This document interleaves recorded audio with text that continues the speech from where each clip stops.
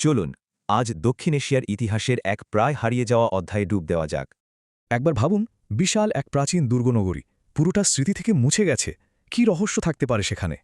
না, হারায়নি। এর নাম ভিতরগড়, আর এর বিশালত্বটা সত্যি কল্পনা করা কঠিন। এটা শুধু একটা দুর্গ না, আস্ত একটা নগর রাজ্য, এই অঞ্চলের সবচেয়ে বড়। এর নকশাটা কিন্তু দারুণ ছিল।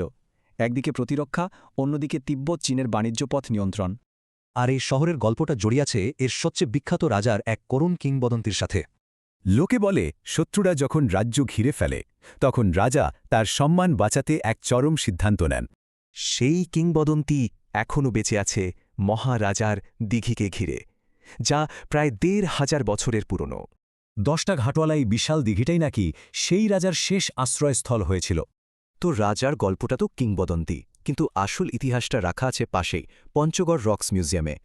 ১৯৯৭ সালে তৈরি এই জাদুঘরে এই অঞ্চলের ভূতাত্ত্বিক আর নৃতাত্ত্বিক ইতিহাসটা ধরা আছে। তবে এর মধ্যে একটা জিনিস আছে যা এক কথায় অসাধারণ, এক টিকে থাকার গল্প।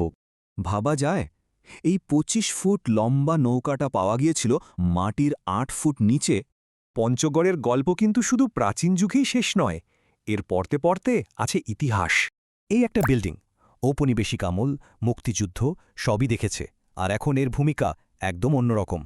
আর এখান থেকেই বোঝা যায় বাংলাদেশের সমভূমির সাথে বিশাল হিমালয়ের কি দারুণ একটা সংযোগ। এই অঞ্চলের আধুনিক পরিচয় কিন্তু এর সমতলের চা বাগান, যা ২০০০ সাল থেকে শুরু। আমাদের এই টাইম ট্রাভেলটা শেষ হচ্ছে এমন এক পয়েন্টে যেখানে ইতিহাস মিশেছে আজকের ভূ রাজনীতির সাথে। এটাই বাংলা বাঁধা 0 পয়েন্ট, ঠিক ভিতরগড়ের মতোই এক গুরুত্বপূর্ণ বাণিজ্যিক সংযোগ। মানে এক হারানো রাজ্য থেকে আজকের আন্তর্জাতিক সীমান্ত। কি অবিশ্বাস্য এক রূপান্তর! ভাবতে অবাক লাগে, তাই না? ভিতরগড়ের মতো এমন আরও কত গল্প হয়তো অপেক্ষা করছে আবিষ্কারের।